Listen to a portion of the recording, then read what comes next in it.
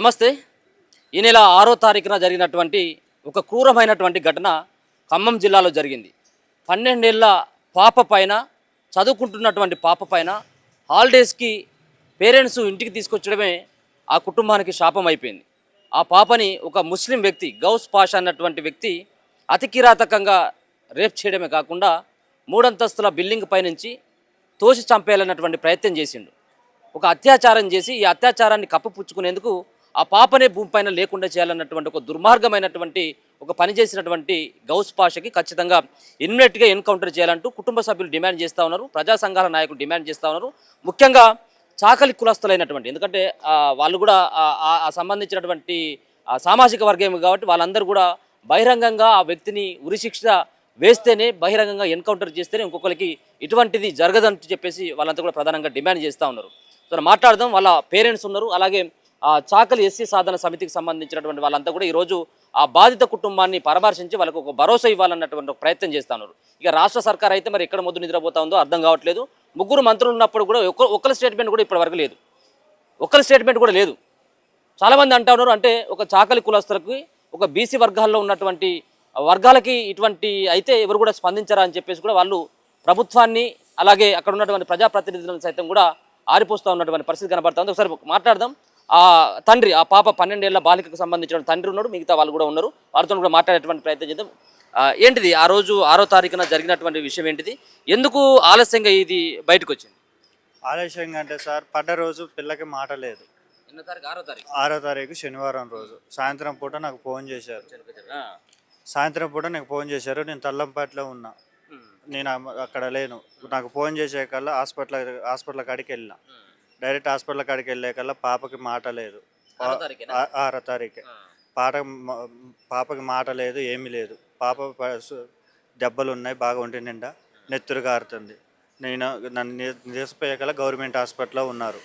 ఆ నుంచి గవర్నమెంట్ హాస్పిటల్లో వాళ్ళు ఒకటే మాట అన్నారు, పాప అయితే ఎటుంటే కష్టం అమ్మ, మీ చేతికైతే రాదు, మీరు అర్జెంటుగా ఏరే హాస్పిటల్లో తీసుకోండి అంటే ఏరే హాస్పిటల్లో మార్చిన తర్వాత వాళ్ళు కూడా మామూలుగా చూసిన తర్వాత అర్జెంటుగా నువ్వు పక్కా పో, మేము ఆపరేషన్ చేస్తామని చేసి అప్పుడు పాప కొద్దిగా ఊపిరి తీసుకున్న తర్వాత వాళ్ళు కూడా మీ పాపని మీ ఏడైతే మీ వల్ల కాదండి ఏరే హాస్పిటల్లో మారండి అంటే అప్పుడు సమత హాస్పిటల్లో మార్చిన తర్వాత 2 రోజుల తర్వాత సోహో వచ్చిందండి పాపకి.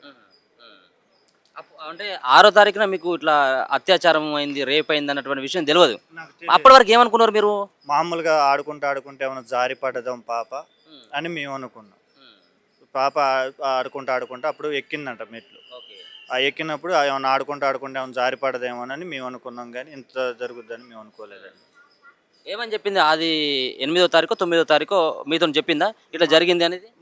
మమ్మల్ని చూస్తే, తల్లిదండ్రులు చూస్తే ఏంటంటే ఏడుతుంది పాప. మాకైతే ఏమి చెప్పట్లేదు. మేమిద్దరం పోయి ఏందమ్మా అసలు ఏం జరిగింది, అసలు ఎట్టబడ్డమమ్మ అంటే మాతో ఏం చెప్పట్లేదు. మమ్మల్ని చూస్తుంది కానీ ఏడుస్తుంది.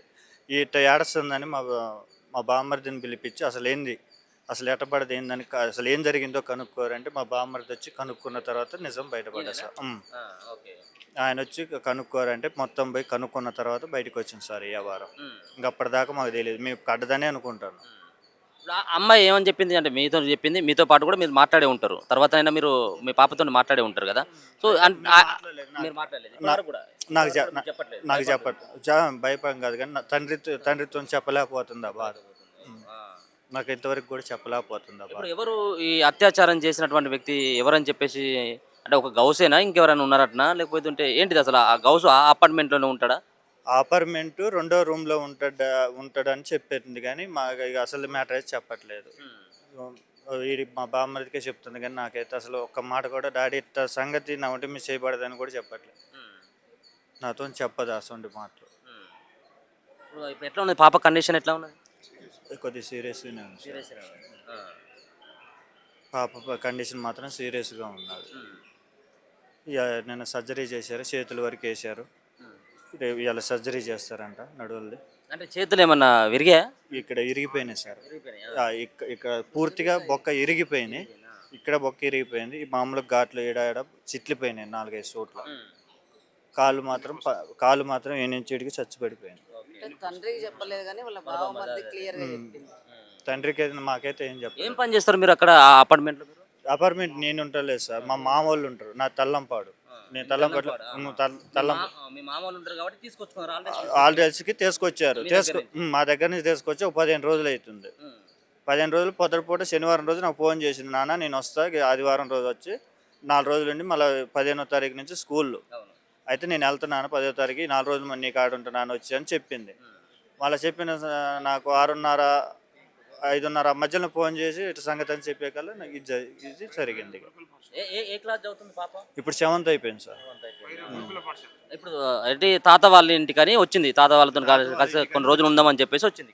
అయితే ఒక్కదాన్ని పంపించకుండా కూడా వాళ్ళ అమ్మ నాన్న అదే మా ఆమెను కూడా తోలినాడు. పంపించిన ఇద్దరు. ఓకే, ఇప్పుడు ఏం డిమాండ్ చేస్తా ఉన్నారు మీరు ప్రధానంగా? ఆయనను ఆల్రెడీ ఇప్పటికే గౌస్ అన్నటువంటి వ్యక్తిని పోలీసులు అదుపులోకి తీసుకున్నారు.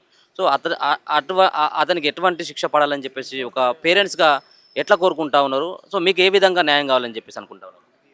వాడిని వృద్ధి చేయాలి సార్. అది మా అమ్మాయి జరిగిన వ్యవహారం ఇంకో వేరే వాళ్ళకి జరగకూడదు. నాకు వచ్చిన బాధ ఇంకో తండ్రికి రాకూడదు. అది నేను చెప్పగలిగేది. అది ఇక ఈ పరిస్థితుల్లో చూస్తూ ఉంటే మీ పాప బెడ్ పైన అటువంటి చూస్తూ ఉన్నటువంటి తరుణంలో ఒక తండ్రిగా ఎట్లా ఫీల్ అవుతా ఉన్నారు? ఆ తండ్రి బాధ ఏదో ఎవరికి చెప్పలేం, మా దగ్గర అది కదా బయటికి చెప్పుకోలేక బాధపడి కుమిలి నలిగిపోయినా సార్. బయటికి చెప్పుకునేంత బాధపడ్డా నేనైతే బిడ్డను చూసి.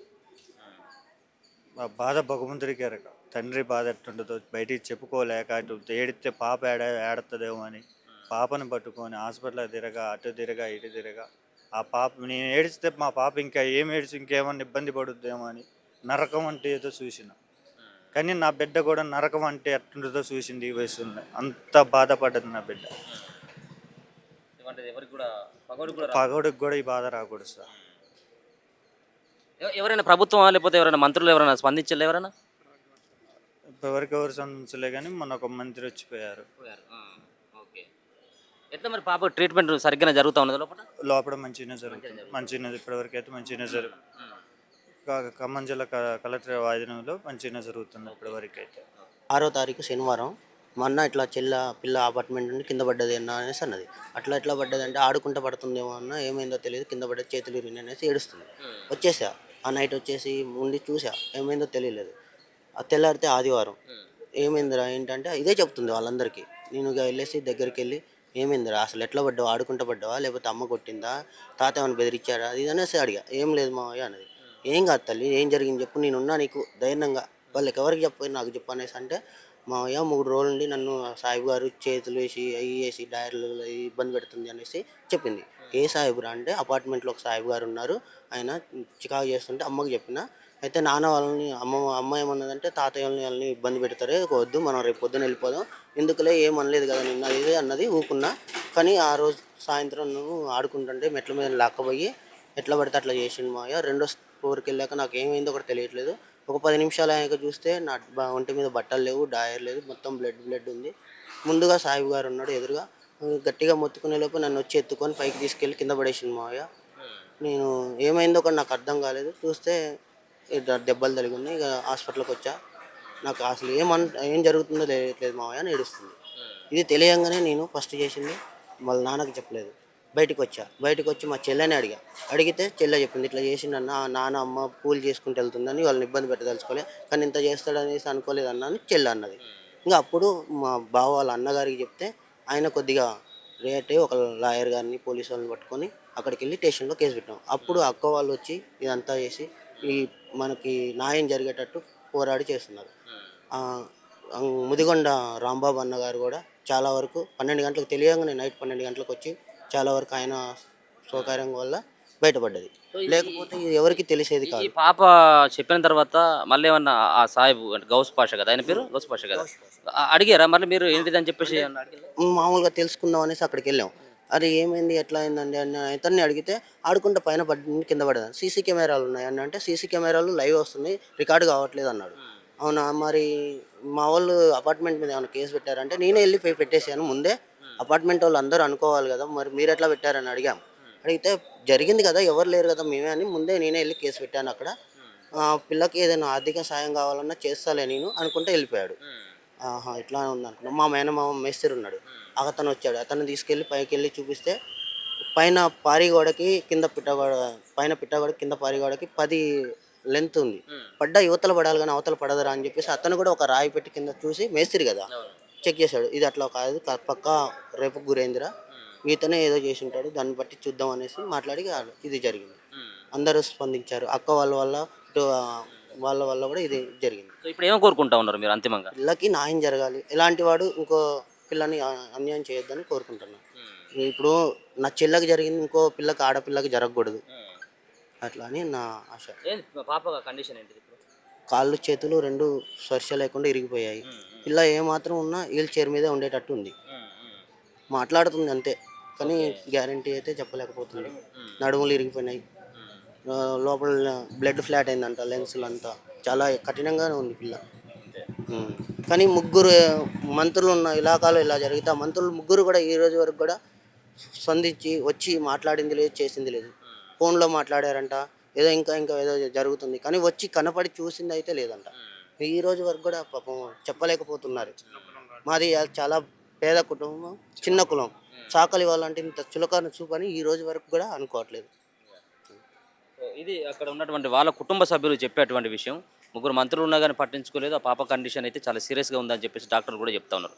సో వాళ్ళని తో మాట్లాడడానికి, వాళ్ళకి సంబంధించినటువంటి పరిస్థితి తెలుసుకోవడానికి చాకలి ఎస్సీ సాధన సమితి నుంచి కొత్తకొండ శ్రీలక్ష్మి గారు, సో మొదటి నుంచి కూడా ఆ ఇన్సిడెంట్ జరిగినప్పటి నుంచి కూడా ఆ కుటుంబానికి అండగా నిలబడుకుంటూ వచ్చిండ్రు. సో ఒక పక్కన ప్రెషర్ తీసుకొచ్చేటువంటి ప్రయత్నం ఆ గౌస్ అనేటువంటి వ్యక్తి ఎవరైతే ఉన్నారో ఖచ్చితంగా బహిరంగంగా ఉరి తీయాలని చెప్పేసి ప్రధానంగా డిమాండ్ చేసింది. నిన్న రాత్రి కూడా నిన్న సాయంత్రం వరకు కూడా ధర్నా పెద్ద ఎత్తున కూడా ఖమ్మం జిల్లాలో చేసినటువంటి సందర్భం కూడా కనబడుతుంది. ఆ అక్క వాళ్ళతో కూడా మాట్లాడేటువంటి ప్రయత్నం చేద్దాం. ఏంటిది అక్క, అంటే తరచుగా ఇటువంటి వర్గాలపైన, చిన్న చిన్న బాలికలపైన జరుగుతున్నటువంటి ఈ అత్యాచారాల పట్ల ఏం చెప్పదలుచుకున్నారు? ఇలాంటి ఒక 12 ఏళ్ల మైనర్ బాలికను ఆ దుర్మార్గుడు క్రూరంగా కిరాతకంగా వాడు కామాంధుడు ఇంత నీచానికి దిగి ఒక 12 ఏళ్ల పసిపాపను అత్యాచారం చేసి చంపేస్తే ఇంతవరకు కూడా ఆ జిల్లాలో ఉన్న ముగ్గురు మంత్రులు ఆ పాపని పరామర్శించలేదంటే ఇది కుల వివక్షత కాదా అని చెప్పి మేము అడుగుతున్నాం. ఇది ఒక చిన్న కులమని ఈరోజు లెక్కలేనితనంగా, లేదంటే ఖమ్మం జిల్లాలో లా అండ్ ఆర్డర్ తప్పిదం అయిందని, లేకపోతే వెలుగులోకి తీసుకురావద్దని అనుకున్నారా, లేకపోతే అదే ప్రభుత్వం అటు మంత్రులు అందరూ కలిసి దీన్ని వెలుగులోకి రాకుండా చేయాలని ప్రయత్నం చేశారా? మరి ఎందుకు మంత్రులు ఈ పాపని పరామర్శించడానికి రాలేదని చాకలి ఎస్సీ సాధన సమితి రాష్ట్ర అధ్యక్షులుగా నేను ప్రశ్నిస్తా ఉన్నా ముగ్గురు మంత్రుల్ని. ఒక అగ్రవర్ణానికి సంబంధించినటువంటి మహిళ, ఆమె మీద అత్యాచారం జరిగితే వెంటనే ఎన్కౌంటర్ చేసి పారేశారు. ఇవాళ మేము అడుగుతున్నాం, మహమ్మద్ గౌస్ పాషా అనేటువంటి యదవని ఖచ్చితంగా ఎన్కౌంటర్ చేసేయాలి, కాల్చి పారేసేదాకా మేము పోరాటం ఆపమని చెప్పి ఈ సందర్భంగా పాత్రికేయ మిత్రులు తెలియజేస్తున్నాం. ఈరోజు తెలిసిన వెంటనే మేము ఆ ఘటనా స్థలానికి చేరుకున్నాం. ఆ ఘటనా స్థలానికి చేరుకొని వాళ్ళ కుటుంబానికి అండగా నిలబడి, ఏదైతే మమతా సూపర్ స్పెషాలిటీలో పాప వైద్యం తీసుకుంటుంది, ఆ వైద్యం చూసి మా మనసు ఆ పాప పరిస్థితిని చూసి మేము తల్లడిల్లిపోయి విషమించిన పరిస్థితుల్లో మేము 2 టౌన్ పోలీస్ స్టేషన్ ముట్టడి చేయడం జరిగింది. వాడిని మాకు అప్పచెప్పండి, అది మీరు చేసే పని కాదు, వాడిని గౌస్ పాషాని మాకు అప్పచెప్పండి, మేము చేతిలో తీసుకుంటాం, శిక్ష మేమేస్తామని చెప్పి పోలీస్ అధికారులు నిలదీయడం కూడా జరిగింది. అప్పుడు వాళ్ళు చెప్పారు, అమ్మ మేము ఫోక్సో పెట్టాం, ఫోక్సో చట్టం అమలు మేము నమోదు చేసాం, అదేవిధంగా మర్డర్ కేసు నమోదు చేసాం, ఇంకా పైన ఆ పాపకు సంబంధించిన ఎన్ని సెక్షన్స్ వర్తిస్తాయో అన్ని సెక్షన్స్ మేము పెట్టడం జరిగింది.